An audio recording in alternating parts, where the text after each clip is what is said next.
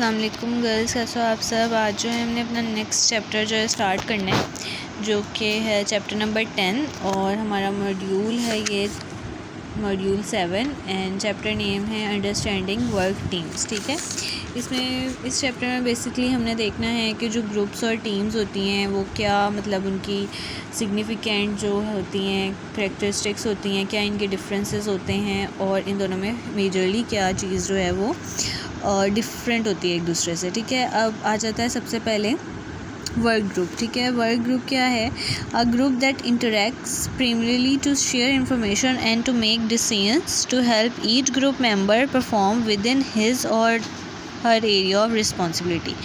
एक ग्रुप होता है, ठीक है, ये आपस में क्या करते हैं, इंफॉर्मेशन को शेयर करते हैं ताकि डिसीजंस ले सकें, ताकि जो भी ग्रुप मेंबर्स हैं वो अपनी अपनी रिस्पॉन्सिबिलिटी को या अपने अपने टास्क को जो है वो परफॉर्म कर सकें।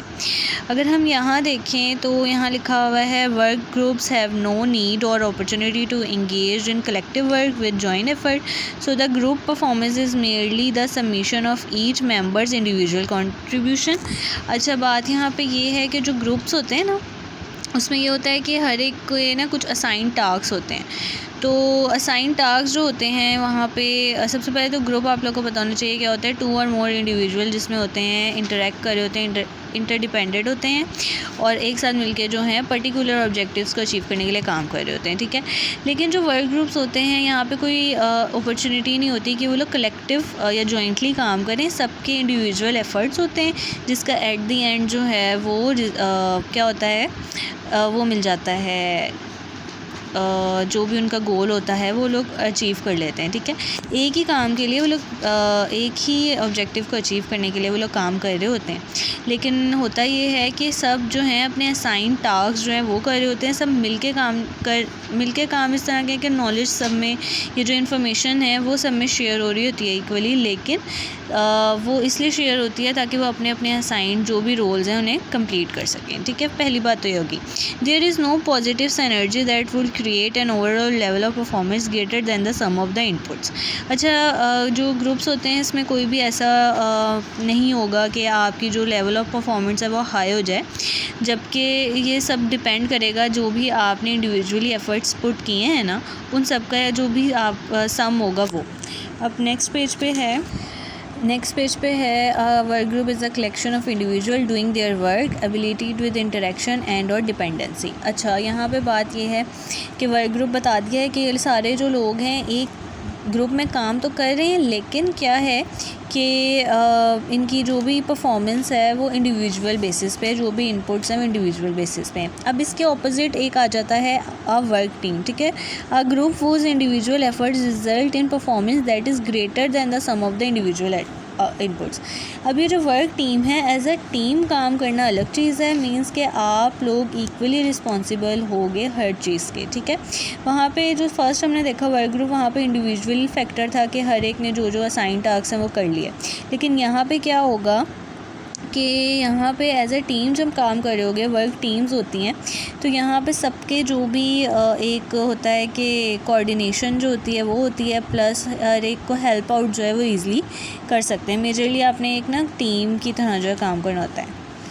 अच्छा, इसके अलावा यहाँ पे अब आप लोग अगर देखो तो एक डायग्राम में इन्होंने एक्सप्लेन किया हुआ है वर्क ग्रुप की। यहाँ पे ये मेरी थोड़ी सी ब्लर है, आप लोग अपनी बुक में देख लेना। और एक ये वर्क टीम, ये लोग जो हैं सेपरेटली अपने टास्क परफॉर्म कर रहे हैं, ये लोग सेपरेटली टास्क परफॉर्म कर रहे हैं पर एक साथ हैं। ठीक है, यहाँ पे आ जाता है जैसे नंबर 1 क्या है, शेयर इन्फॉर्मेशन। यहाँ पे एक गोल है, उसके अकॉर्डिंगली इनकी शेयर इन्फॉर्मेशन जो है वो सब में इक्वली वो हो रही है। यहाँ पे कलेक्टिव परफॉर्मेंस है। ठीक है, गोल अचीव करने के लिए जितना इनपुट पर्सन ए दे रहा है उतना ही पर्सन बी दे रहा है। मे बी यहाँ पे ये वो पर्सन ए बहुत ज़्यादा दे रहा हो इनपुट, पर्सन बी जो है बहुत कम दे रहा हो। फिर आ जाता है न्यूट्रल में है समटाइम्स नेगेटिव। न्यूट्रल जो है रहना पड़ता है यहाँ पे, लेकिन ये कभी कभार नेगेटिव भी चले जाता है। सिनर्जी मीन्स कि आप कितने ज़्यादा दिल लगा के काम जो है वो कर रहे हो। यहाँ पे जो है आप हमेशा पॉजिटिव रहते हो, क्योंकि जब आप टीम में काम कर रहे होते हो ना, तो आप जो हो सिर्फ अपना नहीं सोच रहे होते, आप पूरी टीम को जो है रिप्रेजेंट कर रहे होते हैं। फिर आ जाता है यहाँ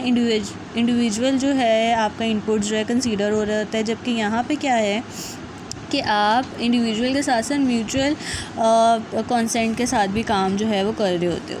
लास्टली रैंडम एंड वेरिड, यहाँ पे जो है परफॉर्मेंस जो है वो रैंडम भी होती है और बहुत ज़्यादा जो है वो रैंडम और स्किल्स जो हैं वो बहुत ज़्यादा चेंज होती हैं। यहाँ पे क्या होता है कि कॉम्प्लीमेंट्री होती हैं, एक दूसरे को जो है कॉम्प्लीमेंट कर रहे होते हैं। जस्ट लाइक अगर आप टीम में काम कर रहे हो ना, इन दोनों का मेजर डिफरेंस क्या होगा, अगर आप वर्क ग्रुप में काम कर रहे हो तो वहाँ पे अगर मुझे आता है कंप्यूटर ऑपरेट करना तो मैं सिर्फ कंप्यूटर ऑपरेट ही करूँगी, और अगर किसी दूसरे बंदे का जो दूसरा काम है उसका काम अगर शायद प्रोडक्शन का हो तो मैं उसको जो है हेल्प आउट नहीं कर सकूँगी या नहीं करूँगी।